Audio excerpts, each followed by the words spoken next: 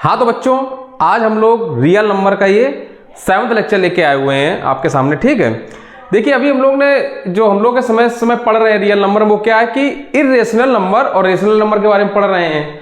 और जो irrational number है उनको हम लोग को प्रूफ करना बता रहा है कि प्रूफ बता रहे हैं कि ये बताना है कि ये इर्रेशनल कैसे हैं। जैसे अभी हम लोग ने पिछले लेक्चर में कुछ इर्रेशनल नंबर देखे थे कि जैसे √2 + 3, एक इर्रेशनल और एक रेशनल मिलके भी ये पूरा इर्रेशनल है। तो ये हम लोगों ने देखा था, कुछ 8 पॉइंट थे, उसको हम लोगों ने पढ़ा था। जिन बच्चों ने नहीं पढ़ा है वो पिछला लेक्चर हमारा देख ले, आपको आ जाएगा, पता चल जाएगा क्या चीज था। ठीक है, तो जैसे कि ये इर्रेशनल नंबर हुआ पूरा, लेकिन इसको प्रूफ कैसे करें कि इर्रेशनल है। ठीक है, तो ये आज हम लोग देखेंगे, इसको प्रूफ करना इसमें। ठीक है, हमने एक प्रूफ देख चुके हैं कि √3, √2 एक इर्रेशनल नंबर, इसको प्रूफ करना है। इसके पिछले लेक्चर में हमने इसको आपको प्रूफ करके बताया था। अब इससे रिलेटेड कोई भी आ जाए, √3, √5, √7, √11, ये सब आप इसको वीडियो से हम लोग प्रूफ कर सकते हैं। ठीक है, ये वाला आप देखिए लेक्चर आप, तो इससे आप लोग प्रूफ कर लेंगे। ठीक है, अब देखिए, अच्छा पिछले लेक्चर में हम लोग ने एक चीज और देखा था कि इस रूट के अंदर या स्क्वायर रूट या क्यूबिक रूट के अंदर सभी नंबर जो हैं वो जरूरी नहीं कि वो इर्रेशनल हो। जैसे कि अगर लिखा है √16 या √64 या √25, ये सब इर्रेशनल नहीं है। ये क्या है, इसकी वैल्यू आ जाएगी 4, ये 8 आ जाएगा, ये 5 आ जाएगा, तो ये एक रेशनल नंबर हुआ ना। तो ये जो होगा ना, ये इर्रेशनल नहीं होगा। तो मतलब देखिए, रूट के अंदर कौन सी संख्या इर्रेशनल होंगी, जो नंबर किसी का भी परफेक्ट स्क्वायर ना बनना हो। देखिए 16 तो बनना है ना परफेक्ट स्क्वायर, 4 का, देखिए इसको हम लोग अगर लिखना चाहे तो 4 का स्क्वायर कर देंगे, ये परफेक्ट स्क्वायर बनना है 16, तभी तो ये 4 बार आ गया। तो ये इर्रेशनल नहीं हुए, ये रेशनल हो गए। अगर वही जैसे अगर लिखा है √40, अब 40 जो है वो किसी का स्क्वायर रूट, किसी का परफेक्ट स्क्वायर है ही नहीं, तो इस वजह से ये इर्रेशनल हो गया। ठीक है, ये हमने पिछले लेक्चर में आपको बताया था। तो आइए आज हम लोग जो पढ़ने जा रहे हैं, आज हम लोग क्या प्रूव करने जा रहे हैं, कौन सा नंबर, देखिए सो दैट 3√2 इज इर्रेशनल, इसके बारे में पढ़ने जा रहे हैं। ठीक है, 3√2 ये इर्रेशनल है, ये हम लोग को प्रूफ करना है। अच्छा देखिए, ये हमने पिछले एक पॉइंट में ये भी था कि अगर कोई एक इर्रेशनल है और एक रेशनल है, ये देखिए रेशनल, ये इर्रेशनल, इसका अगर मल्टीप्लिकेशन हो रहा है तो भी ये पूरा नंबर जो बन के आएगा वो क्या होगा, ये इर्रेशनल नंबर होगा। ये हमने पिछले लेक्चर में पढ़ा था। ठीक है, जैसे 4√7 है, तो ये पूरा नंबर जो हो गया वो क्या हो गया, ये इर्रेशनल नंबर हो गया। इसी तरीके से 3√2 भी एक इर्रेशनल नंबर है। ठीक है ना, तो कोई भी अगर एक रेशनल और एक इर्रेशनल का मल्टीप्लिकेशन होता है या प्रोडक्ट होता है तो वो क्या होता है, वो इर्रेशनल होता है। तो यहां पर भी देखिए, एक रेशनल है 3 और √2 इर्रेशनल है, तो ये पूरा इर्रेशनल हुआ। अब हमको इस टॉपिक में क्या बताना है कि प्रूफ करना, दिखाना है कि ये इर्रेशनल कैसे है, क्यों है इर्रेशनल। तो आइए शुरू करते हैं आज का अपना लेक्चर। तो देखिए सबसे पहले हम लोग क्या करेंगे, जैसे हम लोग ने √2 के बारे में पढ़ा था वैसे इसमें भी हम लोग क्या करेंगे, इसको हम लोग एज्यूम कर लेंगे। एज्यूम कर लिया, एज्यूम क्या एज्यूम किया कि 3√2 इज रेशनल, ये हम लोग ने एज्यूम कर लिया। एज्यूम 3√2 इज रेशनल, हम लोग ने इसको एज्यूम कर लिया। जब हम लोग ने इसको एज्यूम कर लिया कि 3√2 एक, हम लोग ने मान लिया कि ये रेशनल है। ठीक, तो अब जब ये रेशनल हो जाएगा तो रेशनल की प्रॉपर्टी क्या होती है, 3√2 जो हो जाएगा वो, उसको हम लोग p/q फॉर्म में लिख सकते हैं ना, इसको हम लोग p/q फॉर्म में लिखा जा सकता है। p/q फॉर्म ये सिंपलेस्ट फॉर्म होना चाहिए, मतलब इन दोनों के बीच का कॉमन फैक्टर 1 होना चाहिए, कॉमन फैक्टर 1 होना चाहिए, सिंपलेस्ट फॉर्म होना चाहिए। मतलब p और q जो होंगे वो को प्राइम होंगे, ये पहले बता चुके हैं सबको आपको। ठीक है, तो देखिए यहां पर p q आर इंटीजर, सबसे पहले तो ये इंटीजर्स होंगे।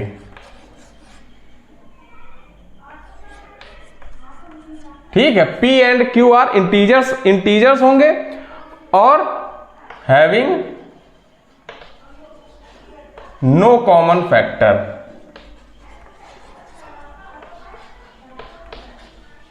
अदर देन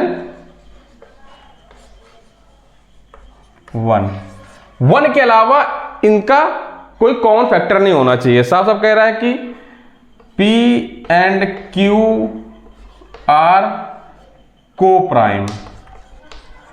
को प्राइम के बारे में भी हम सब बता चुके हैं आपको, आप पिछले लेक्चर हमारे देखिए, अब फिर से बताना बार बार वो सही नहीं रहेगा।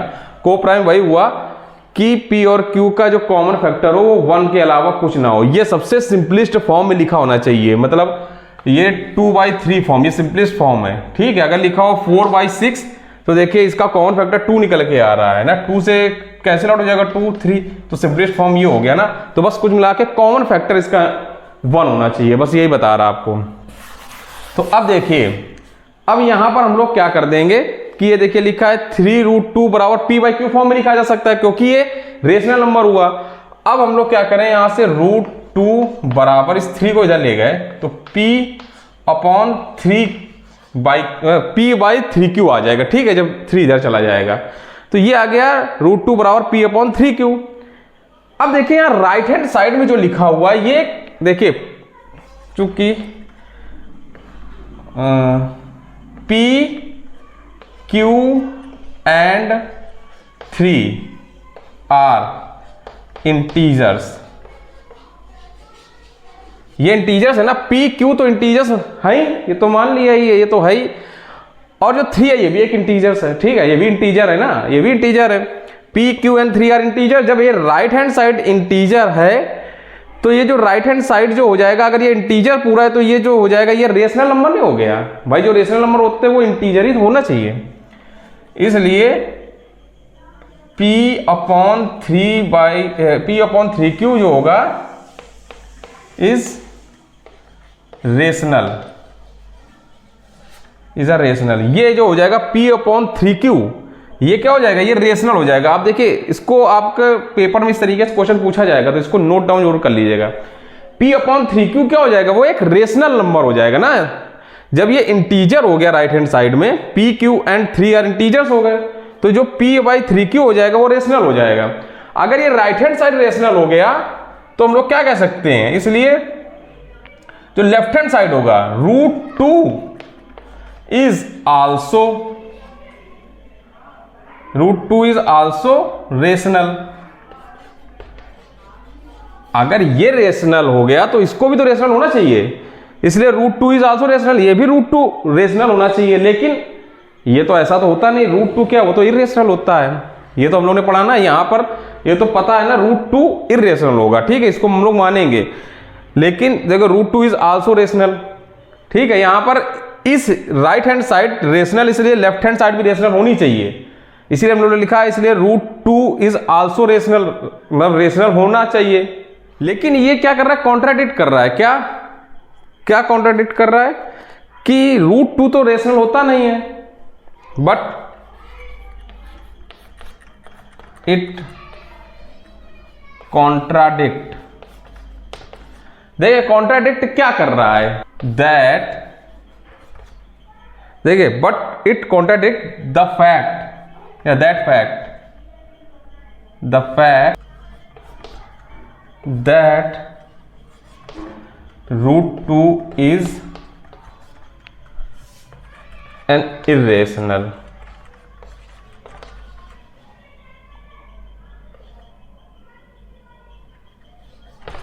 ठीक है, but it contradict the fact that √2 is an irrational. ये इस फैक्ट को कॉन्ट्राडिक्ट कर रहा है। कौन सा फैक्ट को, कि √2 एक इरेशनल है, ठीक है। हम लोग जानते हैं ना √2 एक इरेशनल है, और इससे हम लोग को पता चल रहा है कि ये तो रेशनल हो गया। तो ये हम लोग के ये इस चीज को कॉन्ट्राडिक्ट कर रहा है। अगर इसको कॉन्ट्राडिक्ट कर रहा है तो जो हम लोग ने एजम्पशन किया था कि 3√2, ये क्या हो गया, ये गलत हो गया। तो हम लोग का जो एजम्पशन था वो गलत हो गया, ठीक है। तो अब हम लोग इस जगह क्या लिखेंगे, हाँ तो देखिए यहां पर इसको हम लोग रफ कर ले रहे हैं।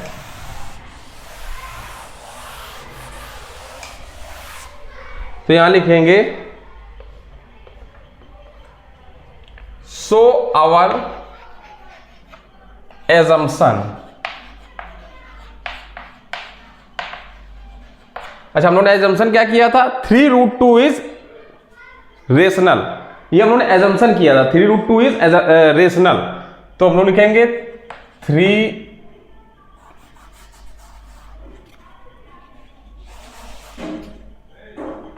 3√2 इज रेशनल, ये हम लोगों ने एजम्पशन किया था, इज रॉन्ग, ठीक है। So our assumption 3√2 is rational is wrong, ये रॉन्ग हो गया, ठीक है। हेंस 3√2 इज इर्रेशनल, ये प्रूव हो गया, ठीक है। हेंस 3√2 इज इर्रेशनल, ये इर्रेशनल होगा, ठीक है। आई होप आप लोग को समझ में आया होगा, ठीक है। इसको आप लोग नोट डाउन कर लीजिएगा। आइए इसी से ही रिलेटेड एक दूसरा हम लोग देखते हैं, प्रूफ करेंगे, ठीक है। हाँ तो देखिए इसी से ही रिलेटेड एक और क्वेश्चन आपके सामने रखा, देखिए क्या है। सो दैट 3 + 5√7 इज इर्रेशनल, ठीक है, ये हम लोग को प्रूफ करना है, सेम पिछले वाले तरीके से ही है। पहले बताइए, देखिए 3 + 5√7 ये एक इर्रेशनल है, 3 + 5√7 एक इर्रेशनल है, कैसे? देखिए पहली बात तो इसको सिर्फ देखिए, ये एक इर्रेशनल है ना, अभी हम लोगों ने प्रूफ किया था कि 5 कोई भी रेशनल और इर्रेशनल का प्रोडक्ट क्या आएगा, वो इर्रेशनल, तो ये इर्रेशनल हो गया। अब इस इर्रेशनल में रेशनल को ऐड करेंगे तो भी क्या पूरा आएगा, ये एक इर्रेशनल ही आएगा, ठीक है। इस इर्रेशनल में रेशनल ऐड किया तो भी इर्रेशनल ही आएगा, ठीक है ना। तो ये पूरा इर्रेशनल है, ये तो पता है, लेकिन अब देखिए इसको प्रूफ सेम पिछले के जैसा क्वेश्चन किया, सेम उसी तरीके से इसका प्रूफ होगा, ठीक है ना। तो देखिए इसमें हम लोग क्या पहले करेंगे, let us assume that 3 + 5√7 is rational, इसको रेशनल हम लोग ने मान लेंगे, ठीक है। तो जब लोग इसको रेशनल मान लेंगे 3 + 5√7 को, तो इसको हम लोग p/q फॉर्म में लिख सकते हैं ना, इस पूरे को p/q फॉर्म में लिखा जा सकता है। और p, q are integers having no common factor other than 1, ये हम पिछली क्लास, अभी पिछला क्वेश्चन इसी तरीके से किया कि p और q जो होंगे वो इंटीजर होंगे और उनके बीच का जो है ये सिंपलेस्ट फॉर्म होगा, ये इसके बीच का कॉमन फैक्टर 1 होगा, मतलब p और q आर को प्राइम, ये दोनों को प्राइम होंगे, ठीक है ना। यहां तक तो समझ में आया होगा। अब देखिए इसको हम लोग क्या करें, सारे टर्म को उधर ले जाइए, सिर्फ इस साइड में √7 को हम लोग को रखना है, ठीक है। इस साइड में सिर्फ एक √7, ऐसे पिछले में हम लोग ने √2 रखा था ना लेफ्ट साइड में, इसमें √7 को रखना है इधर साइड में, तो ये इधर जाएगा तो 5√7 बचा, जब इधर गया तो ये माइनस हो गया, p/q -3 हो जाएगा।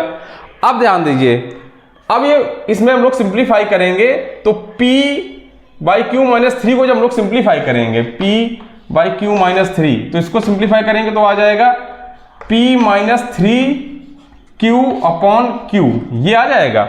इसको जब सिंप्लीफाई करेंगे तो p -3q/q आ गया।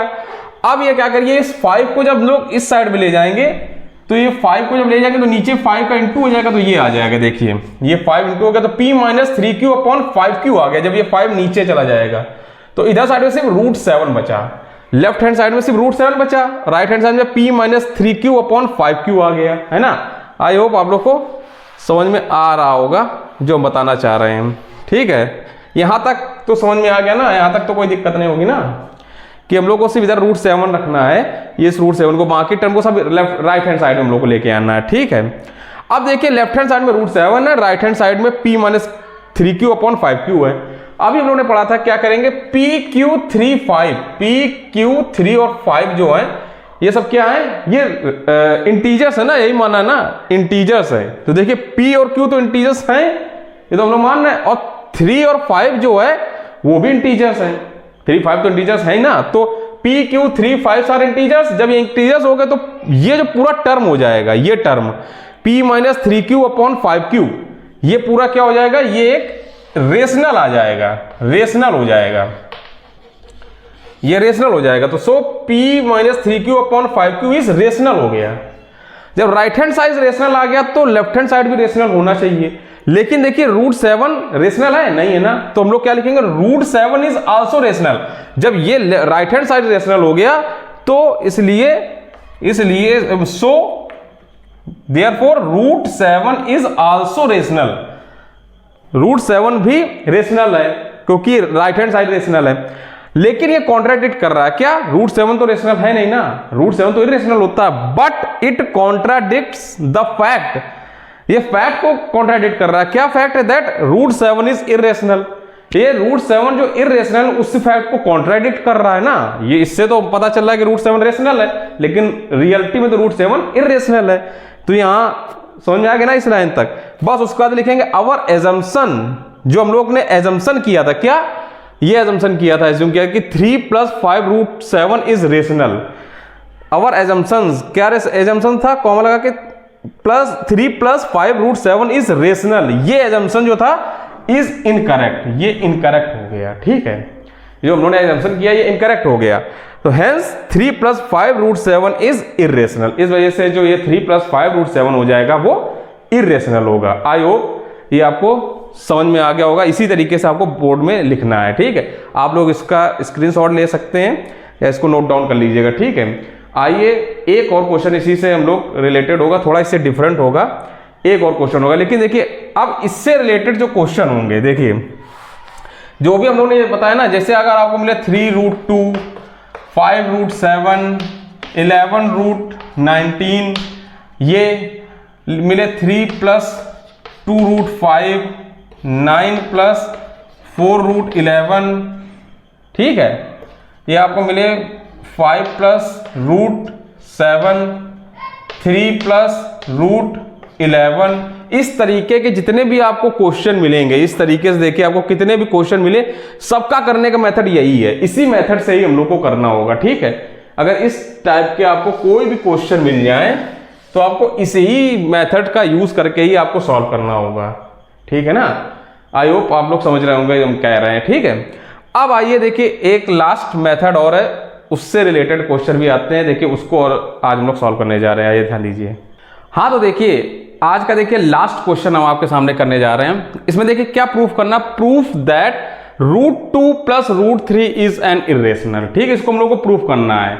पिछले लेक्चर में हमने बताया था ना कि देखिए रूट 2 + रूट 3 इरेशनल क्यों है, दो irrational number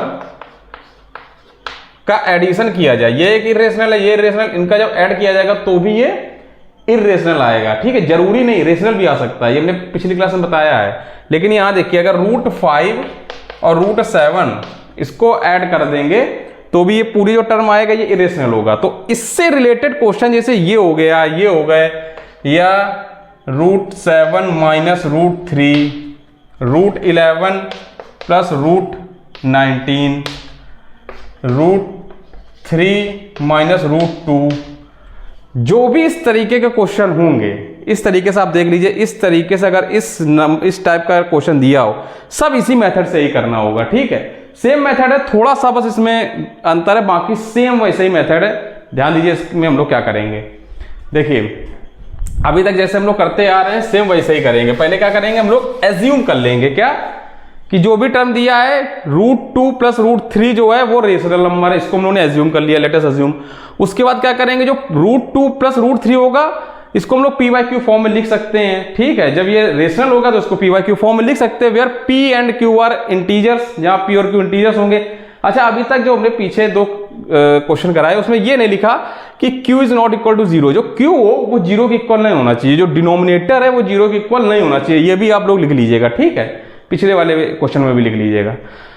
and p and q are coprime, p और q और को प्राइम होने चाहिए। ठीक है, इतना तो आप लोग लिख लेंगे। अब देखिए इसमें क्या करिए, हम लोग क्या करते हैं, लेफ्ट हैंड साइड में एक इरेशनल हम लोग को रखना होता है, चाहे रूट 2 रखिए चाहे रूट 3 रखिए। ठीक है, तो अभी इसमें क्या करिए, एक टर्म को राइट हैंड साइड में ले लीजिए। तो इधर बच्चा रूट 3 इक्वल टू p/q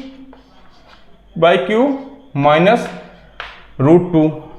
ठीक है, तो एक ही हम लोग को सिर्फ स्क्वायर रूट के अंदर रखना है, एक ही टर्म को, चाहे रूट 3 रखे चाहे रूट 2। अब क्या करिए, एक को क्या करिए, इसमें दोनों तरफ स्क्वायर कर दीजिए।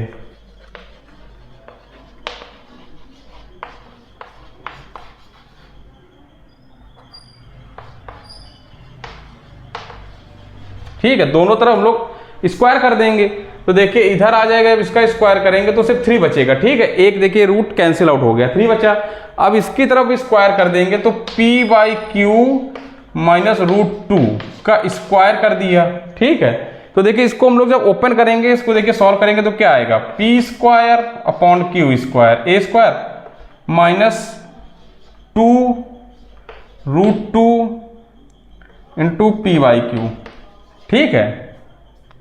यही तो हुआ, a² minus 2ab plus b² में सिर्फ 2 आएगा, ठीक है।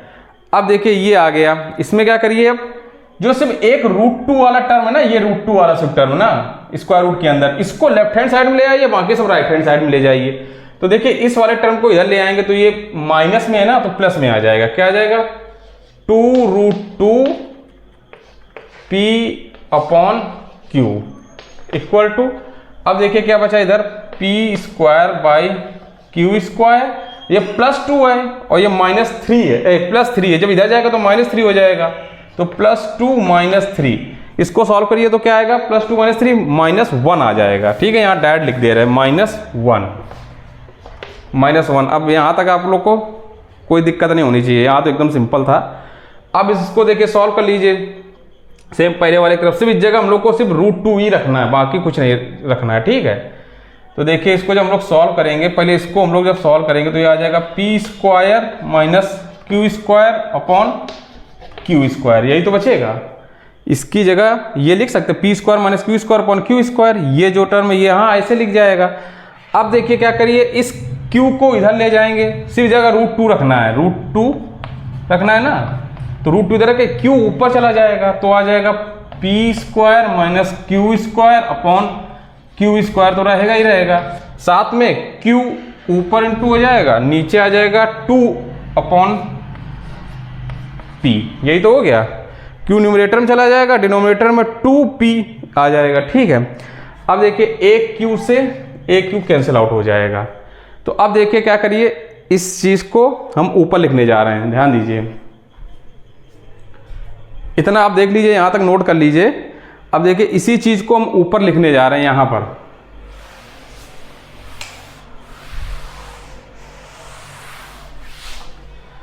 पर क्या आ जाएगा, √2, और ये राइट हैंड साइड में आ जाएगा p² - q² / 2pq, यही तो आ गया। ध्यान दीजिए यही आ रहा होगा, आप इसको सिंप्लीफाई करेंगे ना तो यही आ रहा होगा, देखिए यही आ रहा है, कुछ गलती हो तो नहीं हो रही है, देख लीजिए यही आ रहा होगा, ठीक है। ये आ गया।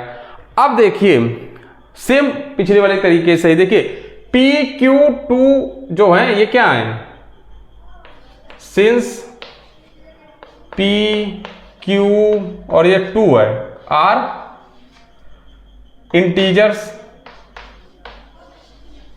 ये इंटीजर्स है ना, जब ये इंटीजर्स है तो ये जो राइट हैंड साइड पूरा हो जाएगा, ये क्या हो जाएगा, ये एक रेशनल नंबर हो जाएगा ना, ये रेशनल नंबर हो जाएगा। तो हम लोग लिख देंगे सो p² - q²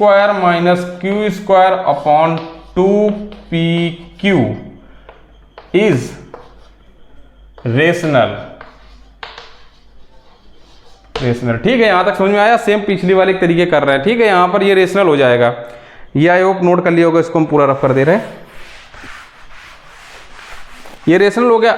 चूंकि देखिए लेफ्ट हैंड साइड जो √2 है वो इरेशनल है ना, वो इरेशनल, लेकिन अगर ये रेशनल हो गया राइट हैंड साइड तो हम लोग क्या कह सकते हैं, देयरफॉर √2 इज आल्सो रेशनल, ये भी रेशनल होना चाहिए। अगर राइट हैंड साइड रेशनल है तो लेफ्ट हैंड साइड भी रेशनल होना चाहिए, लेकिन but this contradict the fact, कौन सा फैक्ट, दैट √2 इज इरेशनल।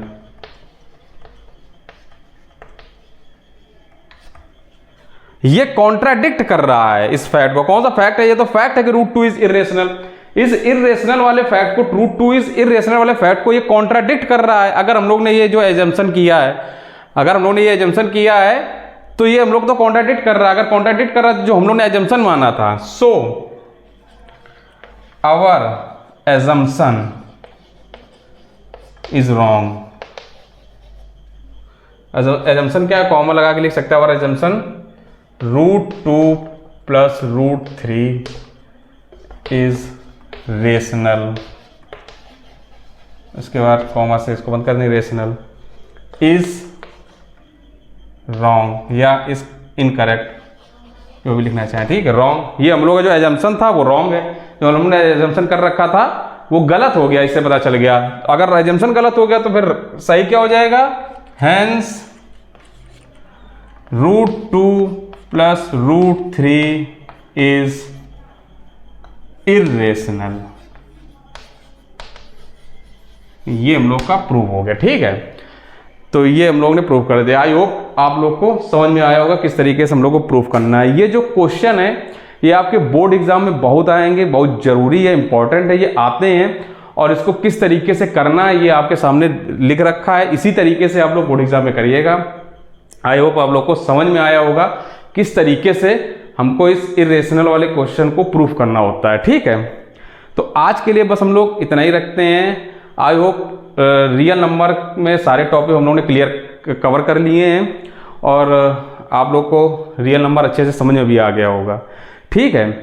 तो अगर आपको ये वीडियो अच्छा लगा हो तो प्लीज़ मेरे इस वीडियो को लाइक और शेयर जरूर कर दीजिए, जिससे ज़्यादा से ज़्यादा लोग इस वीडियो को देख सकें, ठीक है।